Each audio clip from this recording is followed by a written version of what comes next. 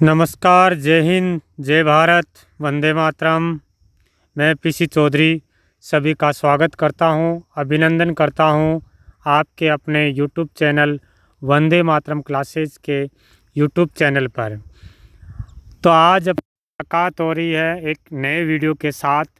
Rajasthan daily current affairs के इस video में अपन आरपीएससी अधीनस्थ सेवा चयन बोर्ड के द्वारा आयोजित होने वाली समस्त प्रतियोगिता परीक्षाओं के साथ साथ राजस्थान पुलिस और बीएसटीसी, पीटीटी सहित सभी परीक्षाओं के अति महत्वपूर्ण प्रश्न अपन देखने जा रहे हैं।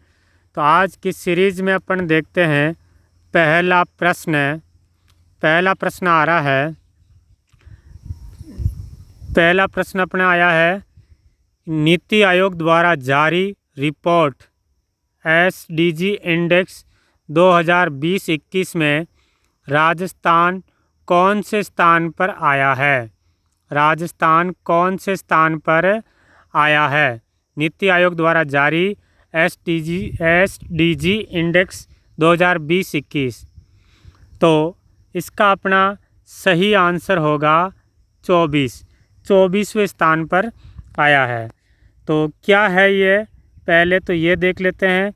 एसडीजी 3.0 हाल ही में जो आई है वो आई है एसडीजी 3.0। इसका पूरा नाम क्या होता है? तो इसका पूरा नाम है सस्टेनेबल एसडीजी का पूरा नाम सस्टेनेबल डेवलपमेंट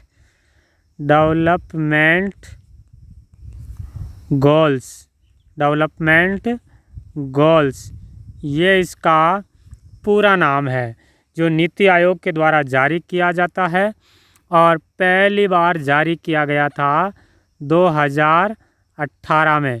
पहली बार जारी किया गया था 2018 में लॉन्च किया गया था।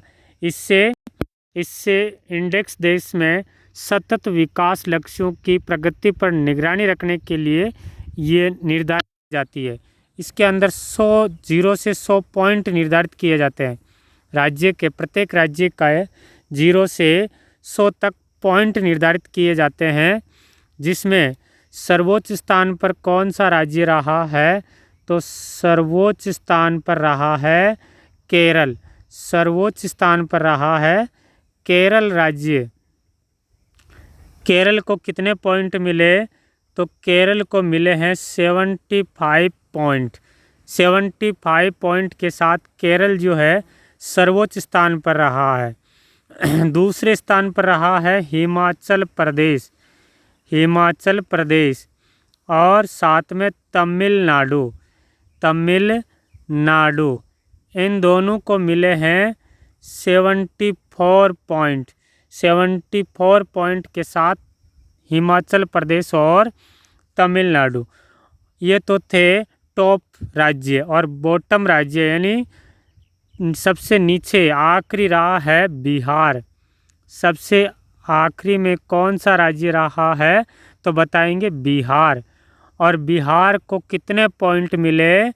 तो 52 पॉइंट मिले। 52 पॉइंट मिले बिहार को।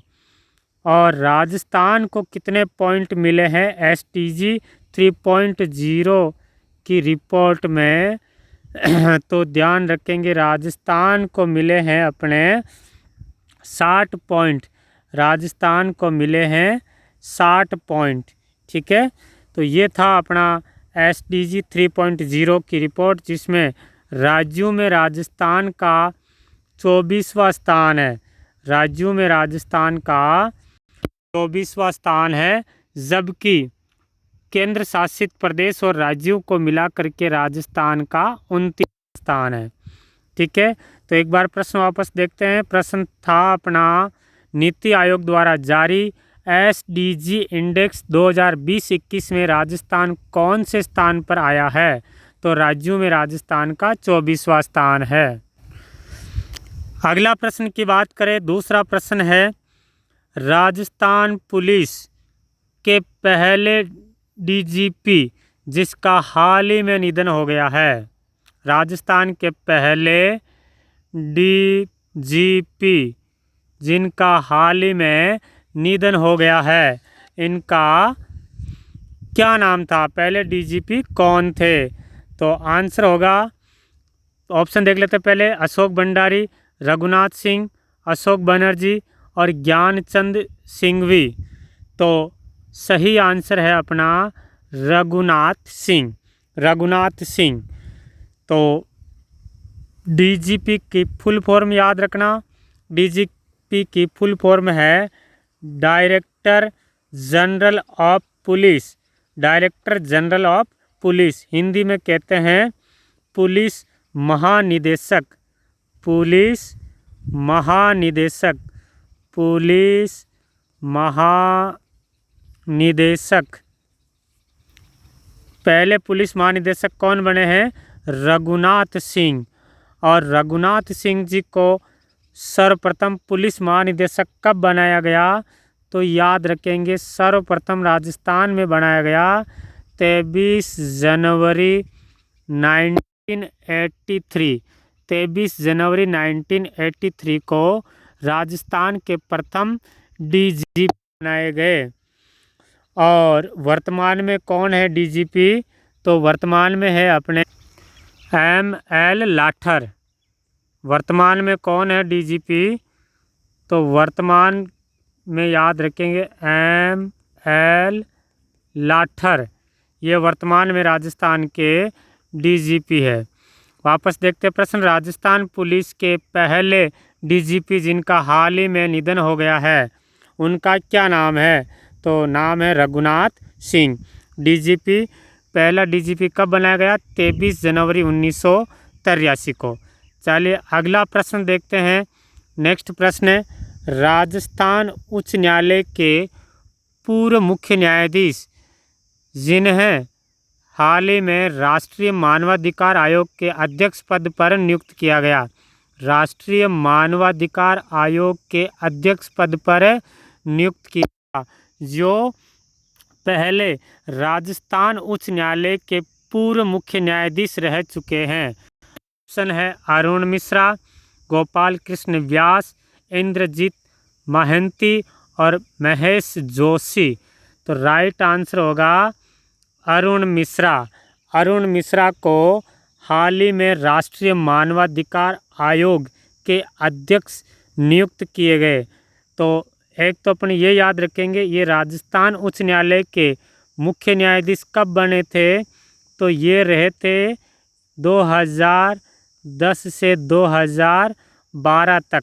2010 से 2012 तक राजस्थान के उच्च न्यायालय के मुख्य न्यायाधीश रहे हैं। फिर याद रखेंगे, राष्ट्रीय मानवाधिकार आयोग का गठन कब किया गया? राष्ट्रीय मानवाधिकार आयोग का गठन कब किया गया?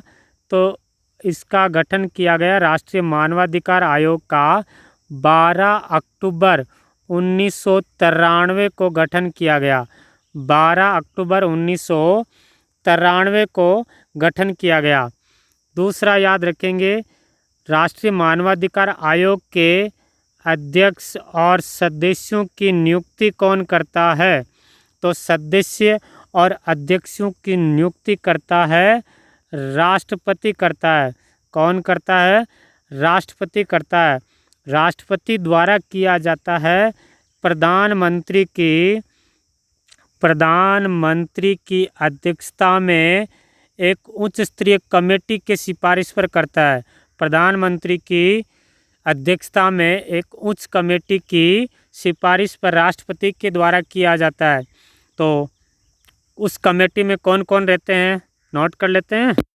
चलो ज़्यादा तो नहीं हो जाएगा, देख लेते हैं, बाई चांस प्रश्न आ जाए। उस कमेटी में कौन कौन रहते हैं?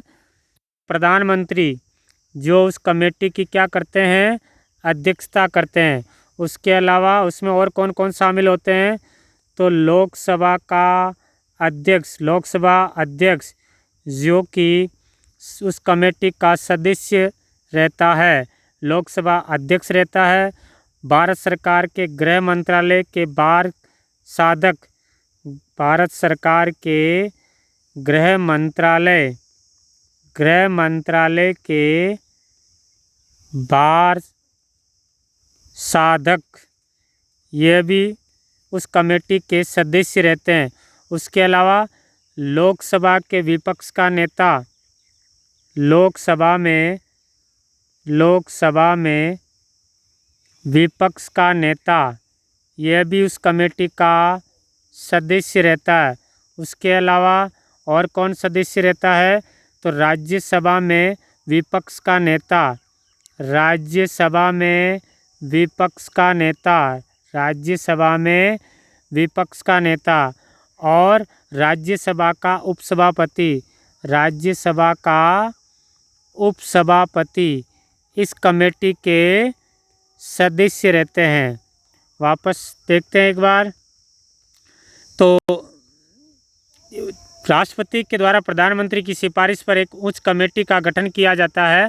उस कमेटी में कौन कौन रहते हैं, प्रधानमंत्री उसकी अध्यक्षता करते हैं, लोकसभा अध्यक्ष जो सदस्य होते हैं, गृह मंत्रालय के बाहर साधक सदस्य, लोकसभा के विपक्ष का नेता सदस्य, राज्यसभा में विपक्ष का नेता और राज्यसभा का उपसभापति इस कमेटी के सदस्य रहते हैं। क्वेश्चन क्या था अपना, राजस्थान उच्च न्यायालय के मुख्य न्यायाधीश जिन्हें राष्ट्रीय मानवाधिकार आयोग के अध्यक्ष पद पर नियुक्त किया गया, कौन, मिश्रा। और इनका कार्यकाल याद रख लेना, अध्यक्ष और सदस्यों का कार्यकाल 5 वर्ष या 70 वर्ष जो भी पहले होता है वो रहता है। और राज्य मानवाधिकार आयोग और सदस्य पूछ ले, राज्य मानवाधिकार आयोग और सदस्य उनकी नियुक्ति कौन करते हैं, तो राज्य मानवाधिकार आयोग, राज्य मानवाधिकार आयोग के अध्यक्ष और सदस्यों की नियुक्ति राज्यपाल के द्वारा मुख्यमंत्री, गृह मंत्री, विधानसभा अध्यक्ष और नेता प्रतिपक्ष की सिफारिश पर की जाती है। ठीक है, इधर राष्ट्रपति, इधर राज्यपाल। चलिए और इसको डिटेल में एक वीडियो बना करके अपन पढ़ेंगे। अगला प्रश्न की बात करते हैं, राजस्थान विधानसभा उपचुनाव में राजसमंद से किसने जीत दर्ज की गई। हाल ही में जो राजस्थान विधानसभा के उपचुनाव हुए हैं इसमें राजसमंद विधानसभा सीट से किसने जीत दर्ज की है, दीप्ति माहेश्वरी, मनोज मेघवाल, गायत्री त्रिवेदी और खेमाराम। तो अपना राइट आंसर क्या होगा, राइट आंसर है दीप्ति माहेश्वरी। दीप्ति माहेश्वरी ने राजसमंद सीट से चुनाव जीता है, जबकि मनोज मेघवाल इन्होंने सुजानगढ़ से चुनाव जीता है, सुजानगढ़।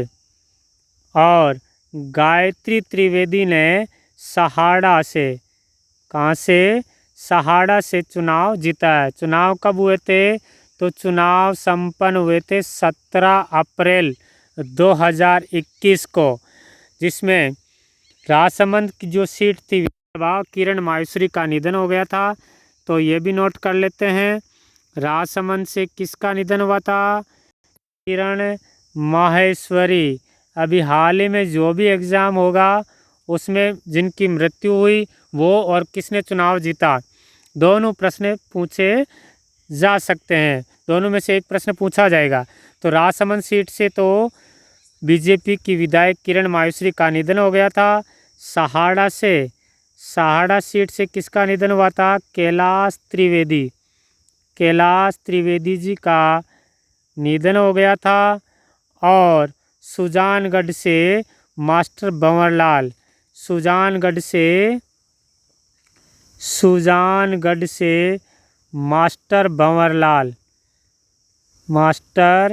भंवरलाल का निधन के बाद उपचुनाव हुए हैं, जिसमें राजसमंद सीट से दीप्ति माहेश्वरी, सुजानगढ़ से मनोज मेघवाल और सहाड़ा से गायत्री त्रिवेदी ने चुनाव जीता है। जबकि एक सीट वल्लभनगर उदयपुर में भी चुनाव होना था, बट चुनाव होते होते यहाँ रुक जाता है। चलिए अगला प्रश्न की बात करते हैं। अगला 5वां प्रश्न है, दुबई में आयोजित एशियन बॉक्सिंग चैंपियनशिप में राजस्थान के किस खिलाड़ी ने स्वर्ण पदक जीता है।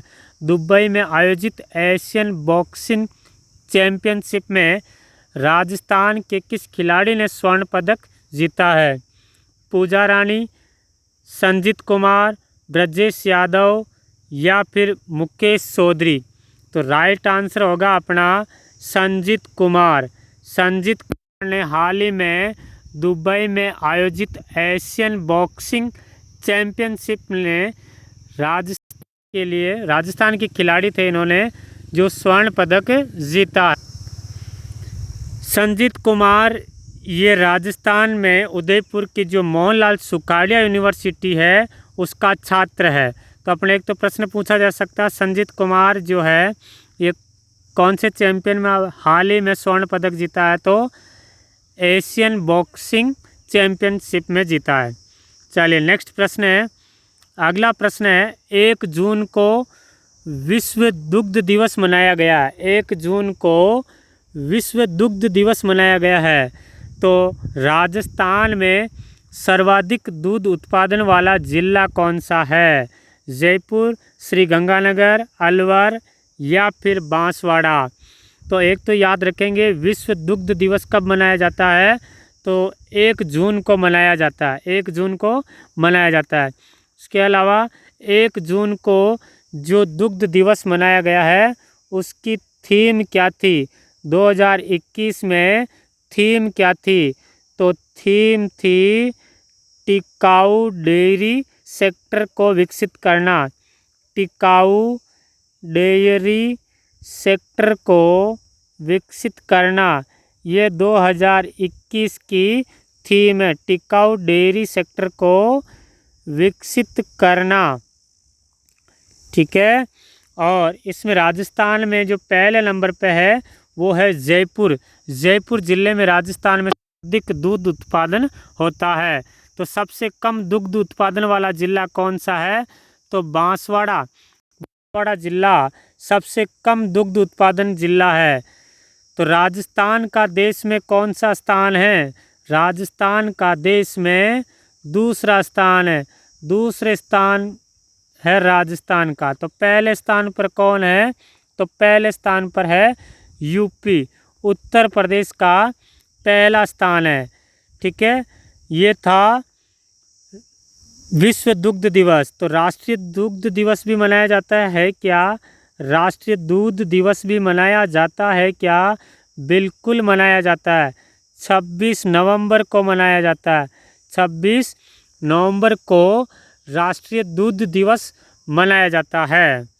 चलिए अगला प्रश्न देखते हैं। नेक्स्ट प्रश्न, राजस्थान के किस विश्वविद्यालय को श्रीमती सुषमा स्वराज स्त्री शक्ति पुरस्कार से सम्मानित किया गया है? राजस्थान के किस विश्वविद्यालय को, यूनिवर्सिटी को श्रीमती सुषमा स्वराज स्त्री शक्ति पुरस्कार से सम्मानित किया गया है? राजस्थान विश्वविद्यालय जयपुर, वनस्थली विद्यापीठ टोंक, हरिदेव जोशी पत्रकारिता विश्वविद्यालय और तकनीकी विश्वविद्यालय बीकानेर। तो सही आंसर है इसका वनस्थली विद्यापीठ। कहाँ है ये निवाई टोंक में है। कहाँ है? निवाई टोंक में है वनस्थली विद्यापीठ। तो महिला विश्वविद्यालय वनस्थली विद्यापीठ को महिला शिक्षा के क्षेत्र में उल्लेखनीय योगदान के लिए यह पुरस्कार श्रीमती सुषमा स्वराज स्त्री शक्ति पुरस्कार से सम्मानित किया गया। और इसी के साथ ध्यान रखेंगे कि वनस्थली विद्यापीठ की स्थापना कब की गई है? वनस्थली विद्यापीठ निवाई में इसकी स्थापना कब की गई है? तो वनस्थली विद्यापीठ की स्थापना की गई है 1935 में, 35 में। तब इसका नाम क्या था? उस समय इसका नाम था श्री शांताबाई शिक्षा कुटीर। श्री शांताबाई शिक्षा कुटीर इसका नाम था 1935 में। श्री शांताबाई शिक्षा कुटीर, शांताबाई शिक्षा कुटीर इसका नाम था। संस्थापक कौन थे? तो संस्थापक थे हीरालाल शास्त्री, पंडित हीरालाल शास्त्री। और इनके सहयोगी रहे थे इनकी पत्नी जिनका नाम था रतन शास्त्री। पत्नी का नाम था, इनकी पत्नी हीरालाल शास्त्री जी की पत्नी रतन शास्त्री। और 1935 से फिर इसका नाम वनस्थली विद्यापीठ कब रखा गया है, तो याद रखेंगे 1943 में वनस्थली विद्यापीठ से शांतिबाई नाम से वनस्थली विद्यापीठ नाम रख दिया गया है। चलिए एक बार वापस देखते हैं प्रश्न, क्या क्या देखा था अपन ने देखा था राजस्थान के किस विश्वविद्यालय को श्रीमती सुषमा स्वराज स्त्री शक्ति पुरस्कार से सम्मानित किया गया है, तो वनस्थली विद्यापीठ कहाँ है, निवाई टोंक में। और इसकी स्थापना कब की गई, 1935 में। क्या नाम रखा गया था, श्री शांतिबाई शिक्षा कुटीर। किसने की थी स्थापना, पंडित हीरालाल शास्त्री और इनके सहयोगी थे इनकी पत्नी रतन शास्त्री। और 1943 में इसका नाम वनस्थली विद्यापीठ नाम रख दिया गया। चल 8वां क्वेश्चन, वर्ष 2020-21 के राजस्थान बजट अनुमान में सकल राज्य घरेलू राजकोषीय घाटे का प्रतिशत कितना है, तो ये याद रखेंगे इसका प्रतिशत है 2.99%। 2.99% रहा है, जबकि ये 2018-19 में 2018-19 चलिए इसका अपन एक अलग से, अभी समझ में नहीं आएगा, अलग से वीडियो बनाएंगे। नेक्स्ट देखते हैं, निम्न में से किस राज्य सरकार ने आर्थिक रूप से कमजोर SC ST एवं अति पिछड़ा वर्ग के विद्यार्थियों के लिए मुख्यमंत्री अनुप्रति कोचिंग योजना का शुभारंभ किया गया, बिहार, पंजाब, दिल्ली या फिर राजस्थान।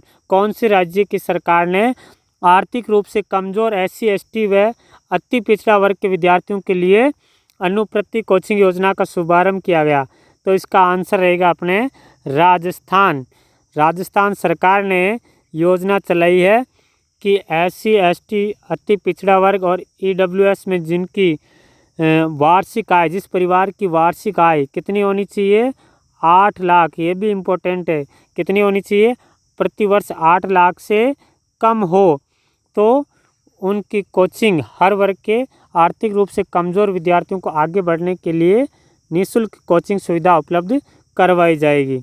अगला क्वेश्चन, कोटा की अरुंधति चौधरी ने किस भार वर्ग में यूथ विश्व मुक्केबाजी चैंपियनशिप में स्वर्ण पदक जीता है, तो प्रश्न था अपना कोटा की अरुंधति चौधरी, तो एक तो इनका संबंध कौन से खेल से है, तो बताएंगे मुक्केबाजी से।